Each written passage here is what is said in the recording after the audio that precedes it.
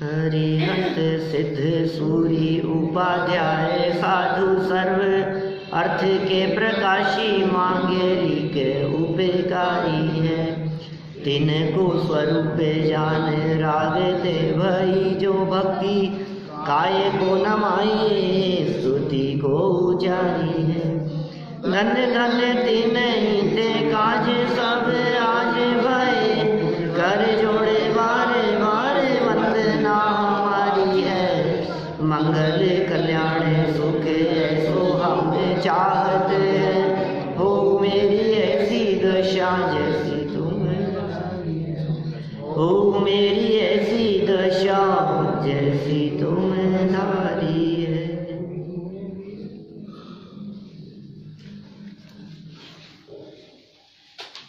शास्त्रों के अर्थ समझने की पद्धति, इस संबंध में कल तक हम यहाँ निश्चय व्यवहार वाली पद्धति की चर्चा कर चुके हैं। निश्चय नय के कथन सत्यार्थ होते हैं और व्यवहार नय द्वारा प्ररूपित कथन असत्यार्थ अभूतार्थ होते हैं। वचन बोलने में कोई दिक्कत नहीं है, व्यवहार नय के वचन भी बोले जा सकते हैं, ज्ञानियों के द्वारा भी बोले जाते हैं, कोई ऐतराज नहीं है। बोलना और कहना व्यवहार है और माने तो मिथ्यात्व है। क्या कहना अलग बात है और माने तो मिथ्यात्व। देखो इस संबंध में इन्हीं पंडित जी साहब ने एक बहुत सुंदर एग्जाम्पल दिया, एक गुमास्ते का। गुमास्ता शब्द का प्रयोग किया है उन्होंने वहाँ। गुमास्ता माने मुनीम, कोई मुनीम, या समझ लो आप अपने आज की भाषा में बात करो तो किसी शोरूम पर बैठने वाला कोई अकाउंटेंट, काम संभालने वाला वहाँ का मैनेजर किसी शोरूम पर, उसको पूरा अधिकार है कि किसको कितना डिस्काउंट देना, किससे क्या करना। वो बिल्कुल बात करता है तो ऐसे ही करता है जैसे मैं ही मालिक हूँ, मैं जो करूँगा वही होगा, है ना। लेकिन इसके बावजूद भी जो प्रॉफिट होता है वो प्रॉफिट पर उसका अधिकार नहीं है, उसका अधिकार तो अपनी सैलरी पर है। तो इतना सब अधिकार पूर्वक कहता हुआ भी वो कहने में अधिकार है, वहाँ तक तो ठीक है, लेकिन यदि वो उस धन को अपना ही मान लेवे और मानकर हेर फेर करे तो बेईमान हो। क्या इसका मतलब उसके बोलने में और उसकी अंतरंग मान्यता में, अभिप्राय में वो फर्क है। ये मायाचारी नहीं है, ये फैक्ट है, ये वस्तु स्थिति है। माने कहना ये अलग बात है और मानना ये अलग बात है। तो मानने में और बोलने का जो ये अंतर है, इस अंतर को उस उदाहरण के माध्यम से बहुत अच्छे ढंग से समझाया है। आज तो हमें यहाँ बात शुरू करनी है अनुयोगों की पद्धति के संदर्भ में। यह अनुयोग पद्धति क्या कहते हैं? देखो आप प्रथमानुयोग के व्याख्यान के विधान को संक्षेप में समझाइए। प्रथमानुयोग के कथन करने की क्या शैली है, क्या आप बता सकते हैं इसके बारे में कुछ? पेज नंबर 12 पर क्या शैली है प्रथमानुयोग की? प्रथमानुयोग किस स्टाइल में बात करता है देखिए। कभी होता था, अपन ने वैसे प्रथमानुयोग की चर्चा पढ़ी। प्रथमानुयोग तो जानते हैं आप क्या होता है? प्रथमानुयोग माने कथाएं, प्रथमानुयोग माने कहानियाँ, स्टोरी, महापुरुषों की लाइफ स्टाइल कैसी थी उसके बारे में, पास्ट की बात करना, ऐसा हुआ था, ऐसा हुआ था, जो भी पिछली बातें करें वो प्रथमानुयोग।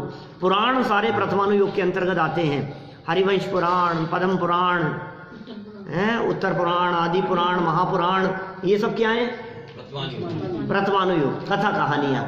सच्चाई है क्या ये सब? हाँ, सब सच्चाई है, सच्चाई मतलब क्या? 100% सच्चाई है। हाँ, कभी कभी किसी बात को समझाने के लिए काल्पनिक कहानियां भी बना ली जाती है, समझाने के लिए, किसी मैटर को समझाने के लिए काल्पनिक कहानियां भी आचार्यों ने बनाई हैं। ये चर्चा आपको ध्यान होगी, पीछे अपन ने एक धर्म परीक्षा ग्रंथ की बात कही थी। पवन वेग और मनोवेग नाम के 2 स्पेशल कैरेक्टर खड़े करके उन्होंने अमित गति आचार्य ने वो कहानियों के माध्यम से अन्य मत का खंडन किया। हम यहाँ से पढ़ते हैं, देखिए प्रथमानुयोग में संसार की विचित्रता, 12 नंबर पेज है। प्रथमानुयोग में संसार की विचित्रता, पुण्य पाप का फल, महापुरुषों की प्रवृत्ति, कितनी बातें होगी? संसार की विचित्रता जो दिखेगी ये प्रथमानुयोग में दिखेगी, पुण्य पाप का फल दिखेगा, महापुरुषों की प्रवृत्ति आदि बताकर जीवों को धर्म में लगाया जाता है। वो बताकर धर्म में लगाना उद्देश्य है। प्रथमानुयोग में मूल कथाएं तो जैसी की तैसी होती हैं, पर उनमें प्रसंग प्राप्त व्याख्यान कुछ ज्यों का त्यों और कुछ ग्रंथकर्ता के विचारानुसार होता है, परंतु प्रयोजन अन्यथा नहीं होता। देखो भाई ये बात कह रहे हैं ऐसा, आगे उसको समझाएंगे भी। देखो और समझा ही दिया, जैसे तीर्थंकरों के कल्याणकों में इंद्र आए, ये तो सत्य है, जन्म कल्याणक बनाने के लिए स्वर्ग से इंद्र आए, सच्ची बात है। और भी जो जो बातें होगी वो सब सच्ची है, पर इंद्र ने जैसी स्तुति की थी वे शब्द हूबहू वैसे नहीं थे। भाई ग्रंथ में लिखा सौधर्मिंद्र आया और सौधर्मिंद्र ऐसा ऐसा कहने लगा, तो भाई यही शब्द थे क्या? नहीं, जाने क्या कहा था, जो भी था। राम ने सीता से ये कहा, फिर सीता ने उसका ये जवाब दिया, पलट करके ऐसा जवाब दिया, तो तुम बैठे थे वहां, तुम सुन रहे थे बातें। राम सीता के जमाने में कि तुम वहां वो बातें सुन रहे थे क्या? तुम्हें क्या पता? अनुमान से ही कही जा रही है ना बात। और देखो आप कितने वर्तमान में 200 से ज्यादा रामायण अवेलेबल है।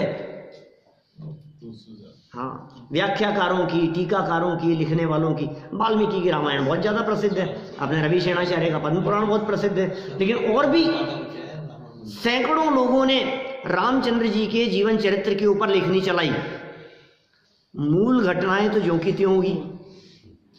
क्या मूल घटना तो यही होगी कि उनको 14 वर्ष का वनवास हुआ, सीता जनक की पुत्री थी, हैं ये दशरथ के पुत्र थे, ये तो मूल बात है। उसमें क्या है, कौशल्या के बेटे थे, इनका ये था, उसका 14 वर्ष का वनवास हुआ था, सीता की अग्नि परीक्षा हुई थी, तो ये मूल घटनाएं तो यही है ना, राम का रावण के साथ में युद्ध हुआ था। लेकिन अब कथानक जो है उसको समझाने के लिए वो सब ग्रंथकार अपने अपने हिसाब से लिखते हैं।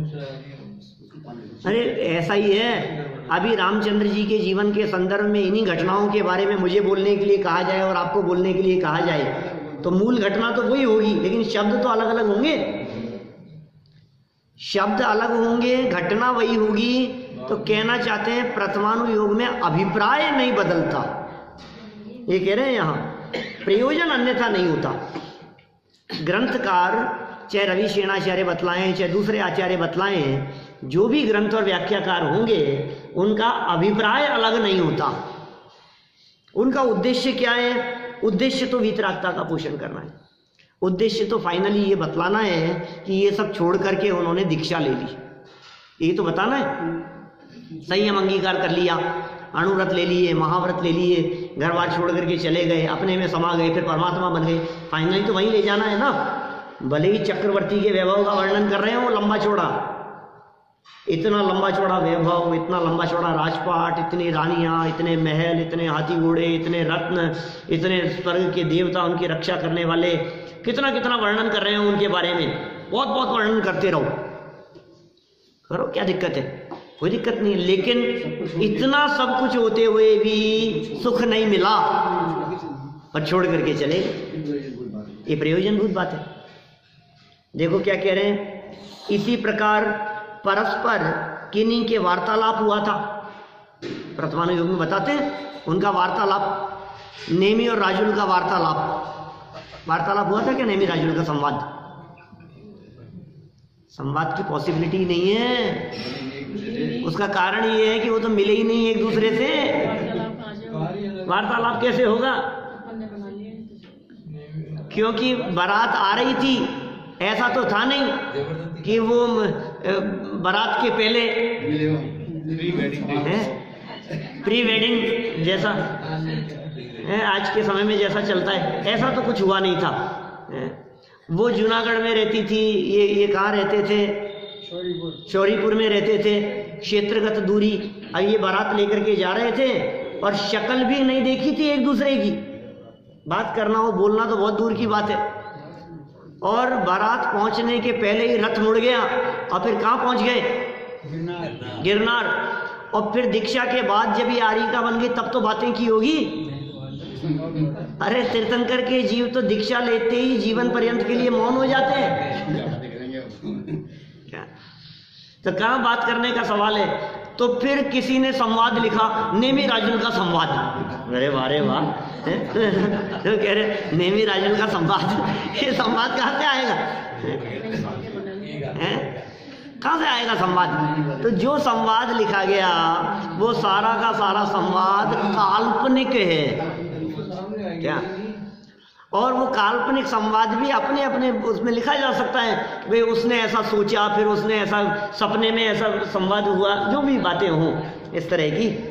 तो जो वार्तालाप हुआ किसी के बीच में, राम सीता के बीच में ये चर्चा हुई, आपसी वार्तालाप हुआ है। रावण से जीत के लाने के बाद वो राम ने सीता से ये कहा और सीता ने राम से ये कहा, क्या हुआ था। अब वो जो घटना हुई थी कि तुम रावण के यहाँ कैसे चले गई, तुम बाहर कैसे निकल गई, कि जो भी बातें तो हुई होगी ना आपस में लक्ष्मण रेखा से बाहर निकलने की, या बात ही नहीं हुई होगी कुछ भी। 6 महीने बाद में राम और सीता मिले रावण की सेना के युद्ध को जीतने के बाद, तो क्या आपस में उनमें कोई चर्चा नहीं हुई होगी, कोई बात नहीं हुई होगी? जो भी बात हुई हो, या समझ लो शास्त्रों में ऐसा बहुत कथन मिलता है, रावण जब सीता को उठा करके ले गया तो उसके बाद रामचंद्र जी पेड़ पौधों को पुकारते रहे, पूछते रहे, हे सीते सीते। अब क्या पता क्या हुआ था, क्या पता उन्होंने पुकारा था कि नहीं पुकारा था, कि क्या शब्द बोले थे। हाँ, तो देखो इसी प्रकार परस्पर किन्हीं के वार्तालाप हुआ तो उनके अक्षर तो अन्य निकले थे, ग्रंथकर्ता ने अन्य कहे, तो फिर झूठ है साहब ये सब बात। छोटे छोटे से बच्चे होते हैं ना, अब वो बच्चे क्या कहते हैं, आपका प्रयोजन अन्यथा नहीं हो, जो बात आपकी हुई थी आप वही कह रहे हो, लेकिन शब्द अन्यथा हैं आपके। शब्द तो अन्यथा होंगे, वो शब्द थोड़े रट जाते हैं अपने को। तो बच्चे फटाफट ये तो झूठ बोल रहे हैं, ऐसा ऐसा बोला ही नहीं था। अरे भाई बात यही थी, इसका अभिप्राय में अन्यथापना नहीं है। शब्द अन्यथा हो सकते हैं, वो शब्दों को देख करके कहते हैं ये तो झूठ बोलते हैं, ऐसा था ही नहीं, ऐसा बोला ही नहीं था, ऐसा थोड़ी ना कहा था। अरे भाई ऐसा ही कहा था। अब हमारा कोई जो दिमाग है वो कोई टेप रिकॉर्डर नहीं है जो ऐसे कैसे शब्द हूबहू सुना दे। प्रयोजन एक ही है, प्रयोजन अन्यथा नहीं होता। योग चौथे गुणस्थान से कम के लोग पढ़ते होंगे, इससे ऊपर के लोग तो नहीं पढ़ते होंगे। पढ़ते हैं, वे जो लिखते हैं वो पढ़ते तो होंगे ही। जब लिखाई है दूसरों से क्या नहीं, व्याख्याएं भी की है, समझाने की दृष्टि से की है, पूर्वाचार्यों द्वारा लिखे गए। देखो संस्कृत में प्राकृत में लिखे हुए जो प्रथमानुयोग के ग्रंथ हैं, विशेषकर संस्कृत में उपलब्ध हैं, तो चौथे गुणस्थान से ऊपर वालों ने भी, चूंकि है तो गृहस्थ भी, चौथे गुणस्थान वाला है, पंचम गुणस्थान वाला है, तो ग्रंथों को पढ़ता है और पढ़ता भी है, और कभी कभी उसकी व्याख्याएं भी करता है, अनुवाद भी करता है, औरों को समझ में आए इसलिए भी लिखता है, पढ़ता भी है, व्याख्याएं भी होती है उनके माध्यम से, तो कोई दिक्कत नहीं है उसमें। और फिर दूसरा ये भी तो है कि प्रथमानुयोग की कथाओं में अकेले राम सीता और रावण इनकी ही चर्चाएं नहीं है, प्रथमानुयोग की चर्चाओं में तीर्थंकर परमात्माओं की बातें भी तो हैं। तो कोई भी चौथे गुणस्थान वाला सम्यक दृष्टि है, वो भगवान महावीर स्वामी का जीवन चरित्र क्यों नहीं पढ़ना चाहेगा? कोई शांतिनाथ पुराण या पार्श्वनाथ भगवान के जीवन चरित्र को क्यों नहीं जानना समझना चाहेगा?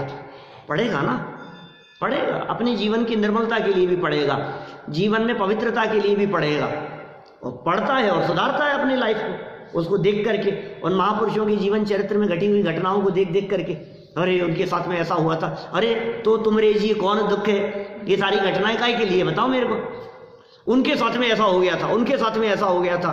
तो तुम अपने लाइफ के बारे में देखो, वो ये प्रथमानुयोग यही तो बतला रहे हैं, उनको देख करके तुम अपने आप को देखो, उनके जीवन में ऐसी घटना घट गई थी तो तुम्हारे साथ में इतना बुरा तो नहीं हुआ, उनके साथ में नरक में ऐसा हुआ, उनके साथ में देवगति में ऐसा हुआ, उन्होंने भोगभूमि में ऐसा किया, उन्होंने ऐसा किया है, फिर वो छोड़, जो भी हुआ हो कंपैरिजन करो अपनी लाइफ को, ये बतला रहे हैं यहाँ पर। देखो आप, तथा ये बातें तो एक स्टाइल की हो गई, तथा कहीं कहीं प्रसंग रूप कथाएं भी ग्रंथकर्ता अपने विचारानुसार लिखते हैं।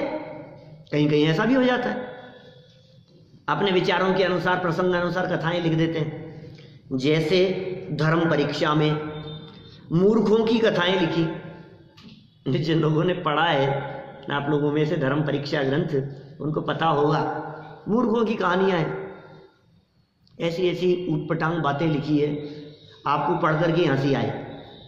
जो बातें औरों के ग्रंथों में लिखी हैं, दूसरे लोगों के, अन्य मतावलंबियों के, उन बातों को लिखा और फिर खुद ने कहानी बनाई काल्पनिक कि ऐसा हो गया था। फिर दूसरे ने कहा ऐसा कैसे संभव है, तो कहा तुम्हारे यहाँ भी तो ऐसा हुआ था, फिर क्यों नहीं हो सकता है। मतलब ऐसा कह करके उनकी बातों का निषेध किया कि उनके चार मुख हो गए, उनका ये हो गया। मतलब काल्पनिक घटना बना करके कि उसने एक मुंह और बना लिया। और ऐसा भी कोई होता है क्या, ऐसा संभव है क्या? एक व्यक्ति का एक मुंह है तो दूसरा मुंह कैसे हो जाएगा, इधर भी और इधर भी हो। जब उनके चार हो सकते हैं तो दो क्यों नहीं बना सकता कोई व्यक्ति? हाथी के गले का साइज आदमी के गले के साइज कैसे फिट हो सकता है? हाँ, इसी तरह की बातें देखो। सो वही कथा मनोवेग ने कही थी, ऐसा नियम नहीं है, किंतु मूर्खपने का पोषण करने वाली कही थी। बस इतना अभिप्राय है। तथा प्रथमानुयोग में कोई धर्म बुद्धि से अनुचित कार्य करे उसकी भी प्रशंसा करते। ये शैली है भाई साहब, ये व्याख्यान का विधान बता रहे हैं। आप यदि इस मार्मिक बात को नहीं समझोगे, प्रथमानुयोग की इस स्टाइल को, तो अनर्थ हो जाएगा। प्रथमानुयोग की अनुचित काम कर रहा है कोई व्यक्ति, किसी व्यक्ति ने गलत काम किया जो योग्य नहीं है, उसके बावजूद भी उसके उस कार्य की प्रशंसा तक कर देता है प्रथमानुयोग। ये शैली है प्रथमानुयोग की, ये विधान बता रहे हैं प्रथमानुयोग का। अरे साहब ये तो सही नहीं है बात, आचार्य लोग प्रशंसा कर रहे हैं, नहीं नहीं नहीं हम नहीं मानते। अच्छा नहीं, ये कोई बात होती है?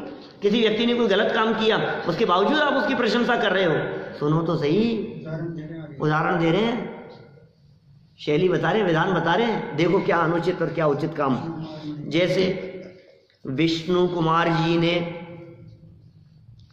धर्मानुराग से मुनियों का उपसर्ग दूर किया। विष्णु कुमार मुनिराज 700 मुनिराजों का उपसर्ग दूर किया था। अकंपना रक्षाबंधन की कहानी, अकंपनाचार्य आचार्य थे, 700 मुनिराजों का संघ था, श्रुत सागर मुनिराज का विवाद हुआ था, और जो भी हुआ वो पूरे संघ पर उपसर्ग होने लगा। और फिर क्या किया विष्णु कुमार मुनि, क्या लिखा है आगे, मुनि पद छोड़कर यह कार्य करना योग्य नहीं था, परंतु वात्सल्य अंग की प्रधानता से विष्णु कुमार जी की प्रशंसा की। प्रथमानुयोग प्रशंसा करता है, धन्य विष्णु। अरे पूजन तक करते हैं क्या? रक्षाबंधन पूजन के अंदर गीत गाते हैं विष्णु कुमार मुनिराज के, बहुत अच्छा बहुत अच्छा, वात्सल्य अंग की प्रधानता से। देखो कितना वात्सल्य, खुद का भले अहित हो जाए लेकिन फिर भी। तो ये कह रहे हैं इस छल से औरों को ऊंचा धर्म छोड़कर नीचा धर्म अंगीकार करना योग्य नहीं है। क्या आप ऊंचा काम तो छोड़ दिया आपने और नीचा धर्म अंगीकार कर रहे हो आप, ये योग्य नहीं है। वही करते हैं साहब, ऐसा देख करके कोई व्यक्ति स्वयं हीन आचरण करने लगे, ये तो अनुचित है, उसने ही किया था, तो तू कहना क्या चाहता है? वही पीते हैं साहब चाय, तो तुम क्यों नहीं लेते हो? वो तो रात को दूध लेते हैं, तो तुम क्यों नहीं लेते? अरे तो तुम यही चीज मिली तुम्हारे को उनकी लाइफ में देखने के लिए। होता है ना ऐसा, उदाहरण प्रस्तुत कर दिए जाते हैं फटाफट। लेकिन विष्णु कुमार मुनिराज ने भी तो ऐसा किया था साहब, उन्होंने भी तो ऐसा किया था। अरे वो तो देखो कौन, माघनंदी मुनिराज, वो तो छोड़ करके मुनि अवस्था, 6वां 7वां गुणस्थान, और छोड़ करके क्या हुआ, कुमार की लड़की के साथ में रहने लग गए। 6वें 7वें मुनिराज गुणस्थानवर्ती मुनिराज, वो जो भी हुआ आखिर वो मोहित होकर के रहे ही ना वहां। और फिर बाद में कभी जब होश आया है, कोई प्रश्न करता आया कि और इसका जवाब तो माघनंदी दे सकते हैं, तो और पुनः दीक्षा ली उन्होंने। लेकिन ये काम योग्य नहीं है भाई, किसी का उदाहरण बना करके किसी को ऐसा गलत काम करना योग्य नहीं है। लेकिन प्रथमानुयोग तो प्रथमानुयोग है, प्रशंसा। वो उस बारीकी को नहीं देख रहा, हम उसको नहीं देख रहे हैं, हम हमारे को उससे कुछ मतलब नहीं है। हमने तो इतना काम देखा कि भाई साहब मुनिराजों का उपसर्ग दूर हुआ, ये काम बहुत अच्छा हुआ। तो साहब आप अनुचित काम कह रहे हो तो क्या उपसर्ग दूर नहीं करना चाहिए? श्रावकों की जिम्मेदारी है, मुनि अवस्था में नहीं। समझ रहे हैं आप? श्रावक यदि उपसर्ग दूर करे तो ये श्रावक का कर्तव्य है, ये पुण्य का कार्य है, वो पुण्य बांधेगा और उसकी बहुत प्रशंसा भी होनी चाहिए, उसकी कोई निंदा नहीं करेगा श्रावक यदि ये कार्य करे तो। लेकिन मुनि अवस्था में दूसरे का उपसर्ग दूर करने लगा, खुद मुनि पद छोड़ दिया, खुद गृहस्थ बन गया है, मुनि अवस्था छोड़ करके कपड़े पहन लिए, तो भाई ये तो उचित नहीं। आदि हितम का सबसे पहले अपने हित की सोचो, अपना हित हो उसके बाद में दूसरे के हित की बात आएगी। देखो और देखो क्या कह रहे हैं, पुत्रादि की प्राप्ति के लिए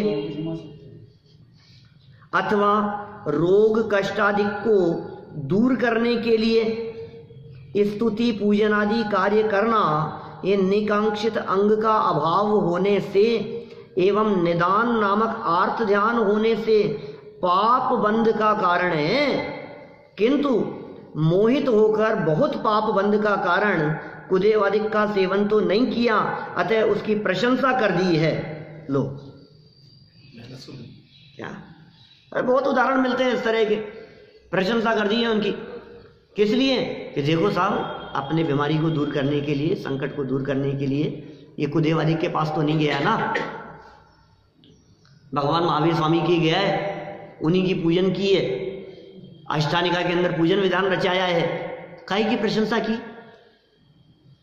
किस चीज की प्रशंसा कर रहे हैं? वीतरागियों के पास में जा रहा है और कुदेवादिक के पास में नहीं गया है, इसलिए उस व्यक्ति की प्रशंसा की है। लेकिन ऐसा सोचकर कोई व्यक्ति चल ग्रहण करे, लो ऐसा चल करी औरों को लौकिक कार्यों के लिए धर्म साधन करना युक्त नहीं है। तो फिर साहब शास्त्र में क्यों लिखा? अरे शैली है भाई, प्रयोजन समझो, अभिप्राय समझो, विषय कषाय के पोषण का अभिप्राय नहीं है, राग रंग में उलझाना अभिप्राय नहीं है।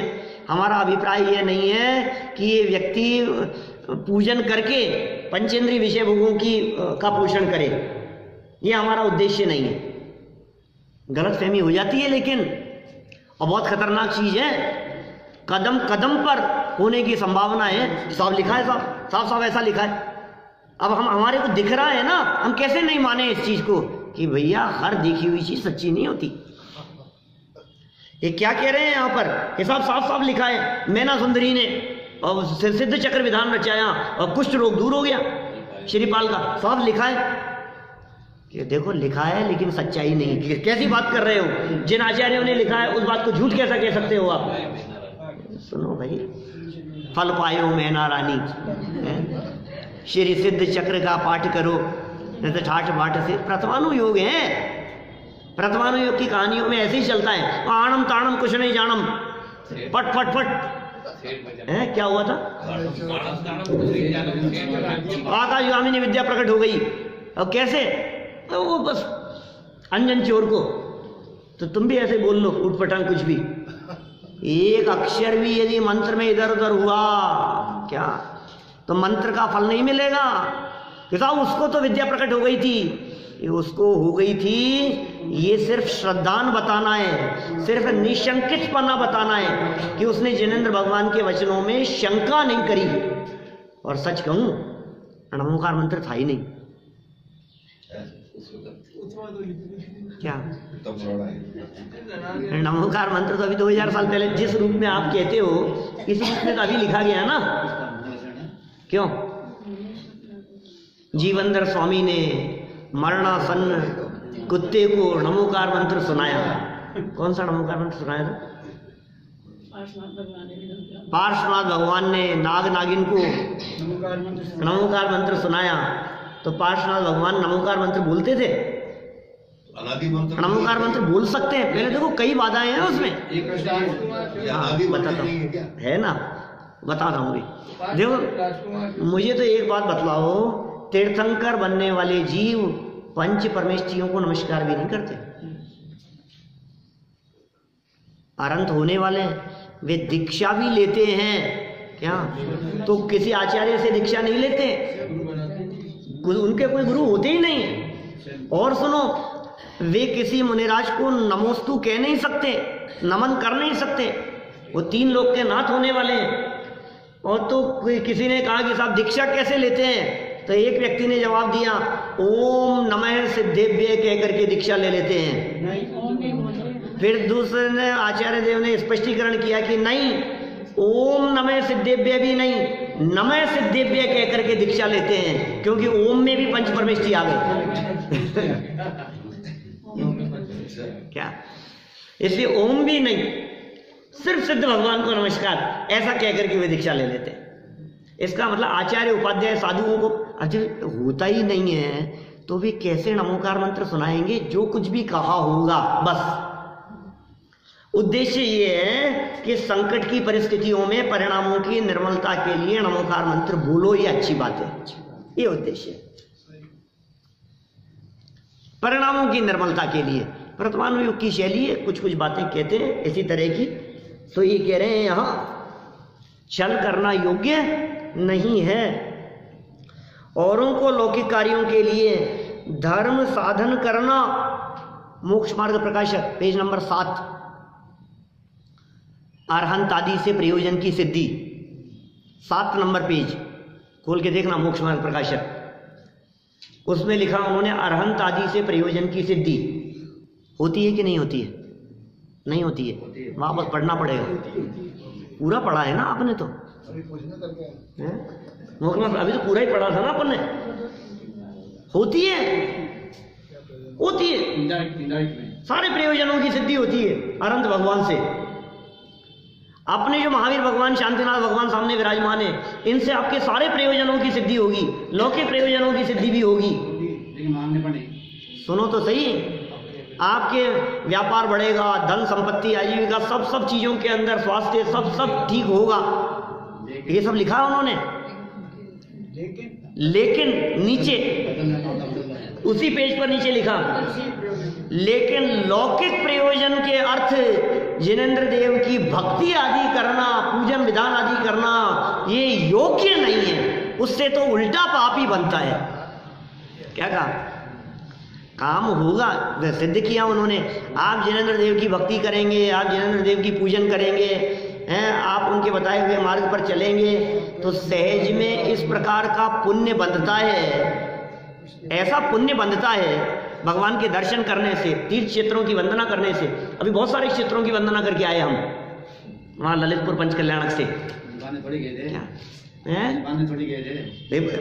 मांगना नहीं, लेकिन जो भक्ति का भाव आता है, जो वंदना करने का भाव और परिणाम आता है, उन परिणामों से सहज ही आपके ऐसी पुण्य वर्गणाएं, पुण्य प्रकृतियों का बंधन होता है कि आपके अनुकूल कार्य बनते हैं।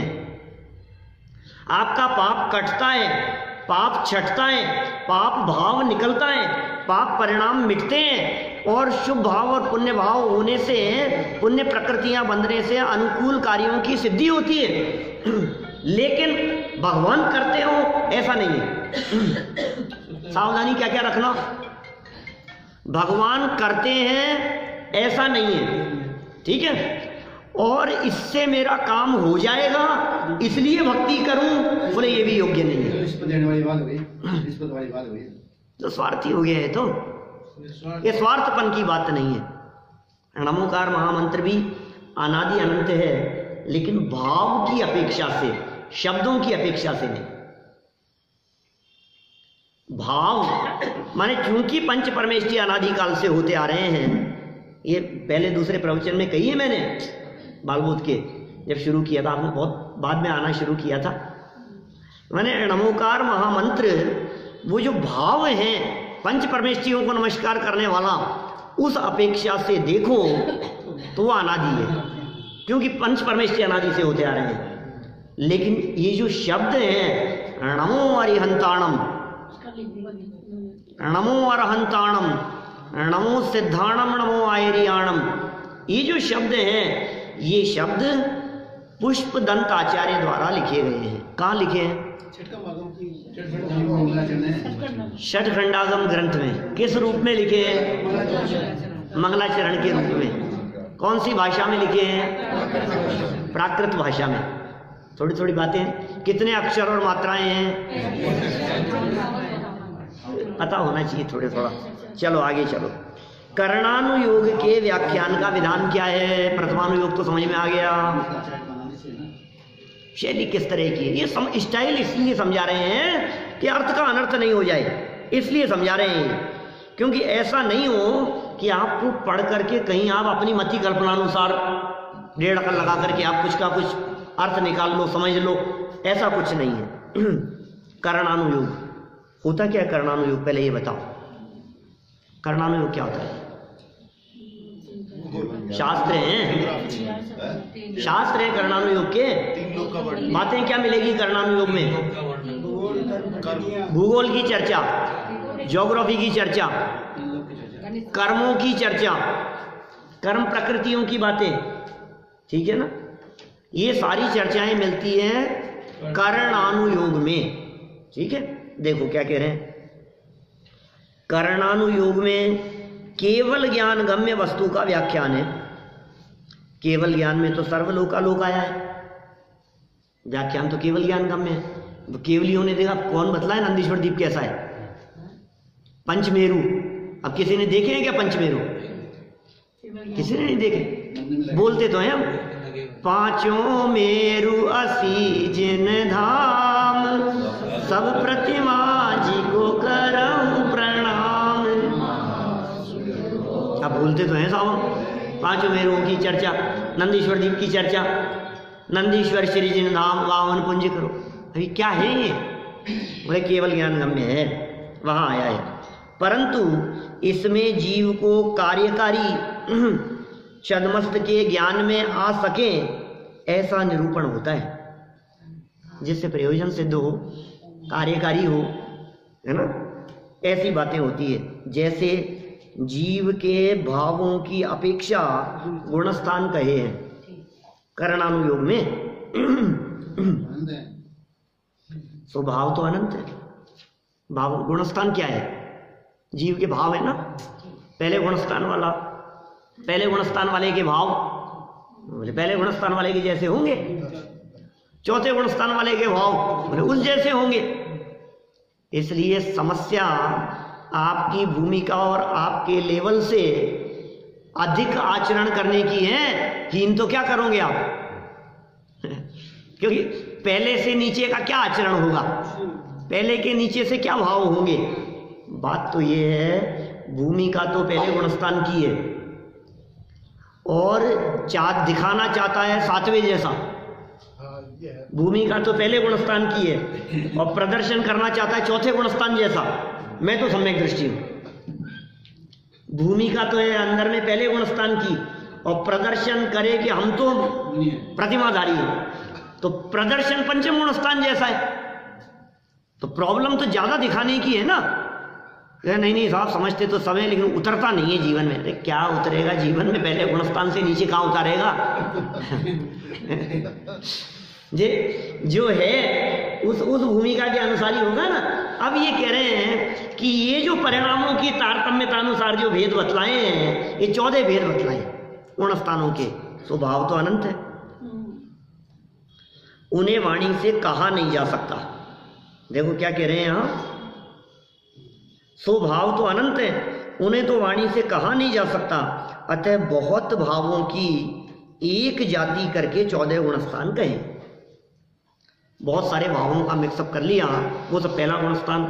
बहुत सारे भावों का एक ग्रुप बना दिया, बोले ये चौथा गुणस्थान। तो जब भावों को मिला करके अब पहले गुणस्थान में तारतम्यता कितनी प्रकार की मिलेगी? बिजनेस का भाव, भोगों का भाव, त्याग का भाव, ग्रहण करने का भाव, छोड़ने का भाव, राग का भाव, द्वेष का भाव, कषायों का भाव, पूजन भक्ति आदि के परिणाम, दान देने का भाव, ये सारे भाव पहले गुणस्थान में संभव है। तो कितनी विविधताएं लिए हुए हो गए ये भाव। देखो तथा और क्या कहते हैं, तथा कर्णानुयोग में भी कहीं उपदेश की मुख्यता सहित व्याख्यान होता है, उसे सर्वथा उसी प्रकार नहीं मानना। उपदेश की मुख्यता सहित उपदेश दे रहे हैं इसलिए ऐसा कथन कर दिया है। जैसे छुड़ाने के अभिप्राय से हिंसादिक के उपाय को कुमति ज्ञान कहा। खोटा ज्ञान है, छुड़ाने के लिए कुमति है ये। वास्तव में तो मिथ्या दृष्टि के सभी ज्ञान को ज्ञान है, लेकिन हिंसादिक के ज्ञान को कुज्ञान कह दिया। हिंसादिक आचरण को कुज्ञान कह करके पुकार दिया गया। तो अहिंसा वो भी कुज्ञान है। हाँ, कुमति कुश्रुत ज्ञान, सारे मिथ्या दृष्टियों का जितना भी ज्ञान होता है वो कुमति और कुश्रुत ही होता है। फिर चाहे वो शास्त्र ज्ञान होगा तो भी, लेकिन छुड़ाने के अभिप्राय से, करणानुयोग में भी कि शास्त्र स्वाध्याय थोड़ी ना छुड़ाना है, हिंसादिक की क्रियाएं छुड़ानी है, पाप भाव छुड़ाना है, विषय भोगादिक छुड़ाना है, तो उनको क्या कह दिया, कुज्ञान कह करके पुकार दिया। और चरणानुयोग में किस प्रकार का कथन होता है? आचरण। चरणानुयोग में आचरण, लाइफ कैसी होनी चाहिए आपकी, जीवन कैसा होना चाहिए, सदाचार किस तरह होना चाहिए आपके जीवन में, क्या करना चाहिए, क्या खाना, क्या पीना, कैसे उठना, कैसे बैठना, कैसे रहना, कैसा व्यवहार, कैसा जीवन आपका होना चाहिए, ये सब चाहिए वाली शैली चरणानुयोग की है। चाहिए चरणानुयोग। प्रथमानुयोग की शैली ऐसा हुआ था, पास्ट की बात करता है। करणानुयोग कहता है कि ऐसा है कि ऐसा होगा। कर्म का फल भविष्यकालीन बताएगा तो कहेगा ऐसा होगा, या फिर मेरु 5 हैं। और चरणानुयोग कहता है ऐसा करना चाहिए, रात्रि भोजन नहीं करना चाहिए, पानी छानकर पीना चाहिए, रोजाना मंदिर जाना है, जमीगंध नहीं खाना चाहिए। तो जहाँ चाहिए कि जहाँ लैंग्वेज भाषा होगी वो सब क्या है, चरणानुयोग। तो ये कह रहे हैं चरणानुयोग में जिस प्रकार जीवों के अपनी बुद्धि गोचर धर्म का आचरण हो वैसा उपदेश दिया जाता है। बुद्धि गोचर धार्मिक आचरण की बात कर रहे हैं, वास्तव में धर्म आचरण नहीं है। धर्म तो अंदर की चीज है, धर्म तो अंदर में होता है, लेकिन अंदर में धर्म हो तो बाहर में किस तरह की प्रवृत्ति होनी चाहिए, बुद्धि गोचर पकड़ में आने योग्य बाह्य आचरण का उपदेश दिया जाता है। उसमें व्यवहार नहीं की मुख्यता से कथन किया जाता है। चरणानुयोग की जगह केवल ये नहीं कह सकते थे कि पुद्गल से अपना उपयोग हटा, ऐसा कैसे कहेंगे? अभी तो लाइफ चल रही है उसकी, अभी खान पीन के अंदर समझाना तो पड़ेगा। पुद्गल से उपयोग हटाने की बात कहेंगे तो भोजन ही नहीं करने की बात आ जाएगी। अभी तो ये कह रहे हैं कि भाई तुम ये आलू प्याज मत खाना, तुम लौकी आदि खाना। खाने वाले भी नहीं कहते ये मत खाओ, खाने की नहीं, तुम दालों का सेवन करना, तुम अनाज धान्य का तो सेवन करना, ये मत खाना। एप्पल खाओ, बनाना खाओ, ये खाने की बात है, वो उसकी अपेक्षा से, और वो मत खाओ। तो ये आखिर लाइफ स्टाइल भी थोड़ा थोड़ा सा मोटा मोटा धार्मिक आचरण तो पालो। नॉनवेज मत लो, ड्रिंक मत करो, ऐसा मत करो, सप्त व्यसनादिक का त्याग करो, अणुव्रतादिक का जीवन कैसे होता है, महाव्रतियों का जीवन कैसा होता है, ऐसा आचरण होना चाहिए। व्यवहार नहीं की मुख्यता है इन वचनों में। जितने कथन, क्योंकि निश्चय तो होगा ही नहीं, चरणानुयोग में क्या निश्चय नहीं की बात बताएंगे, व्यवहार नहीं की मुख्यता से, क्योंकि निश्चय धर्म के तो कुछ ग्रहण त्याग का विकल्प है ही नहीं। निश्चय से तो धर्म में कहीं ग्रहण त्याग है नहीं, अपनी चीज अपने पास है और पराया पर है, खत्म हो गई बात। जो अपने में गुण धर्म शक्तियां हैं वो अपनी अपने में, और जो अपने से भिन्न है वो पर है, वो पराया है। तो जो भिन्न है वो भिन्न, अपन है वो अपन। तो निश्चय से तो किसे ग्रहण करें और किसे त्यागें। लेकिन जितने ग्रहण त्याग आदि की चर्चा है सब व्यवहार नहीं की मुख्यता से है। अतः इसमें 2 प्रकार से उपदेश देते हैं चरणानुयोग में। उपदेश के व्याख्यान का विधान चरणानुयोग, उसकी स्टाइल कथन करने की 2 प्रकार से उपदेश देते हैं। एक तो मात्र व्यवहार का, मात्र व्यवहार का उपदेश और एक निश्चय सहित व्यवहार का उपदेश। देखो समझना बहुत गहराई से, बहुत मार्मिक बात कहना चाह रहे हैं। निश्चय मतलब पक्का, निश्चय मतलब हाँ सच्ची बात, सच्चे को पकड़ के यथार्थ बात। वो हो सकता है। तो एक बात तो ये अकेले व्यवहार का उपदेश, और दूसरा निश्चय सहित व्यवहार का उपदेश। व्यवहार उपदेश में तो बाह्य क्रियाओं की प्रधानता है। व्यवहार उपदेश दिया, बाह्य क्रियाओं की प्रधानता है। ये क्या कर रहा है, ये नहीं करना चाहिए, ये नहीं होना चाहिए। तो ये जो उपदेश दे रहे हो, रात को खाना खाता है, नहीं मिलेगा रात को, तो ये जो बात कही है खाली व्यवहार का उपदेश है, बाह्य क्रिया का उपदेश है ना। तो सिर्फ क्रिया का उपदेश जहां हो वो व्यवहार की प्रधानता वाला उपदेश समझना। पर निश्चय सहित व्यवहार के उपदेश में परिणामों की प्रधानता है। क्या आपने छोड़ दिया, सिर्फ छोड़ने की बात करे तो ऐसा उपदेश तो खाली व्यवहार का उपदेश है, उसमें तो क्या दम है। लेकिन छोड़ने के बाद आपके परिणाम छूटने चाहिए, आपके परिणाम बदलने चाहिए। समझ में आ रही है बात? यदि आपके परिणाम बदले तो बदला, परिणाम नहीं बदले तो आपने क्या छोड़ा, फिर तो बाहरी क्रिया मात्र रह गई। तो परिणामों की चर्चा मुख्य रूप से यहाँ होगी, परिणाम संभालने की भी बात होगी, और परिणामों को संभाल करके जो त्याग का उपदेश होगा वो यथार्थ उपदेश है, निश्चय सहित व्यवहार का उपदेश है।